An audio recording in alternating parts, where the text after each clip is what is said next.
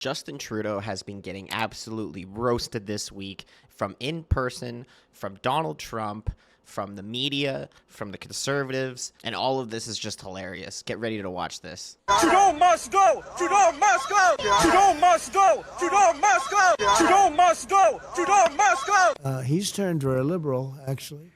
They say he's the son of Fidel Castro, and could be. I mean, anything's possible in this world, you know? You're going to learn as you get older. You've seen a lot already for your age. Per age, I would say. Per year spent, you've seen as much as anybody. But Justin Trudeau is, I get along with him very well, actually. But he seems to be going very progressive, and the people of Canada are not liking it. I mean, if they had a good conservative person, which Pierre Poilievre? maybe they do, maybe they don't, I don't know. But somebody that's a strong conservative would win in Canada. Canada is very unhappy about the way they've been treated as people. But I got along with them well.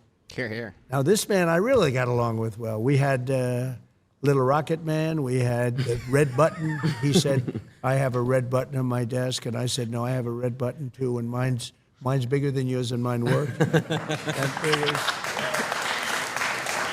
it was a really bad month and a half. You know, he was very, very tough on President Obama, very tough on everybody. You know, it's the hermit nation, and it really is. I mean, I said to him, do you know Elton John? No. I said, did you ever hear the song Rocket Man? And I actually played him the song Rocket Man. He said, no, I've never heard it. I said, you're Rocket Man. He said, no, you call me Little Rocket Man, not Rocket Man. But I tell you what, so we had a very nasty 2 months. People were actually worried about it because it could have been dangerous. But President Obama told me that this was the single biggest threat to the United States, was Kim Jong-un of North Korea. And one day I got a call from people that wanted to see me about him, and he wanted to meet. He did not want to meet with Obama, did not want to meet with anybody. Got tremendous nuclear capability. He does. And we've checked that closely, and he does. I got to know him very well, and I got along with him great. He's very smart. He's very strong. He's the absolute leader. You know, a lot of people say, oh, maybe he's not the leader. He's the absolute. When he's around, his people are standing up at attention. I've never seen. We were at a lunch, and they had 20 people on his side and 20 people on mine, you know, looking at each other. Right.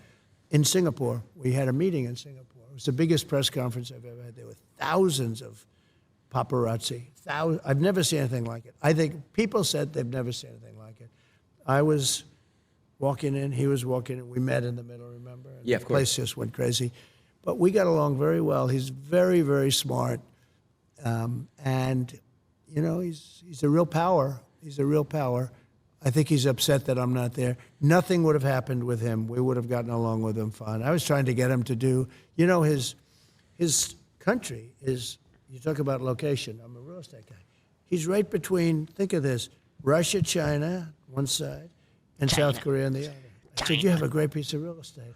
You could make so much. You could have gorgeous things. I said to him, think about gorgeous condos going up on your shore. He's got a lot of ocean. He's got ocean frontage on both sides, right?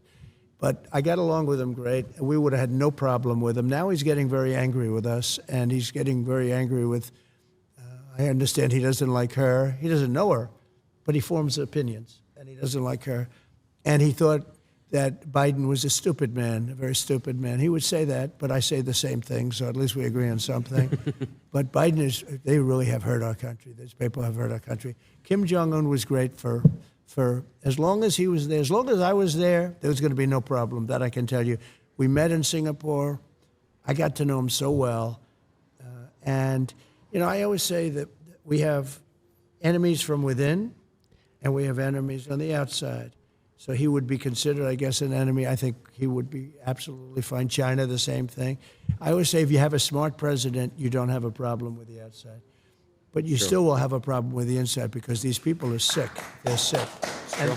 And the people from the inside, I mean, they're willing to take down our country. It's incredible. When I look at guys like Adam Shifty Schiff, he's such a bad guy, such a liar with the Russia hoax. It was a total hoax.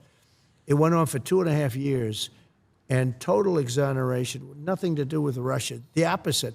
I was the worst thing that ever happened to Russia because I stopped the pipeline, the Russia pipeline. It's called Nord Stream 2. Nobody ever heard of Nord Stream 2. But, you know, it was just 2 years of this stuff.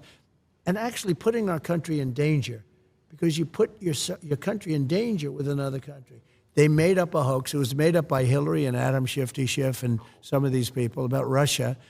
And they did it actually as an excuse for her to lose the election. Wow. So they said, why did you lose? She was expected to win. She didn't win at all. Won all those states that people thought she was going to win. She didn't campaign hard enough. Maybe. I don't know. Maybe she did. Maybe she didn't. All I know is we'd have stadiums with 50, 70,000 people. She'd go and she'd have 150 people. And I used to say, why am I going to lose Michigan if I have 75,000 people and she has 100? Why am I going to lose? And it turned out to be right. We won states that hadn't been won by Republicans for decades. And it was an amazing thing. But getting along with these people is really, getting along with the foreign leaders, if you're smart, our country is safe. If you're stupid, and that's a problem. We have stupid people there now, and those people are very dangerous right now. Right now, you know, I'm hearing there's going to be an attack tonight by Iran of Israel. They're going to be attacked tonight. I'm telling you right now. I hear it just through the same waves. There's no top secret information or anything. Right. But I hear that Israel's going to be attacked tonight. If I were president, nobody would even be talking about that word because it wouldn't happen 100%. And it's so, but when you have Pelosi and when you have Schiff and you have all these people, I mean, when you have people like Schumer, you have all these people. These people are a danger to our country. And they get a guy like Biden in, he's just a vessel. He has no idea where the hell he is. He's their perfect vessel because he'll do anything that they want him to do. Right. So we really have dangerous people. They go after their political opponent, like me. I mean, me being especially. I mean, they've used law enforcement to go after me. They've come at me with everything. We just won the big case in Florida. You saw that. Mm-hmm. That was the big case. That was the biggest of the cases. And we won that conclusively. We had a brilliant and very fair judge. I mean, you know, if I have fair judges, I win every case. But they put you in cases where the judges are totally corrupt, where, like in New York, where the whole legal system is actually bringing down the state and bringing down the city because the corruption's so bad. But we have to solve the problem from within. The problem on the outside, if you have somebody smart, is you can handle it easily, actually. But the problem from within, we have people that truly hate our country. We have to solve that problem. What is National Canada is our diversity, our differences, our ability not just to put up the differences, but to embrace them.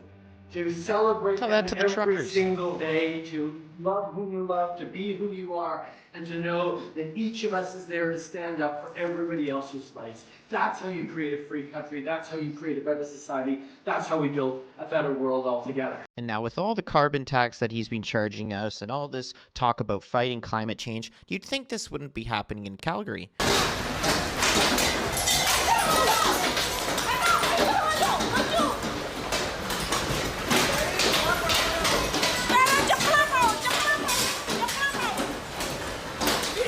It's like the day after tomorrow.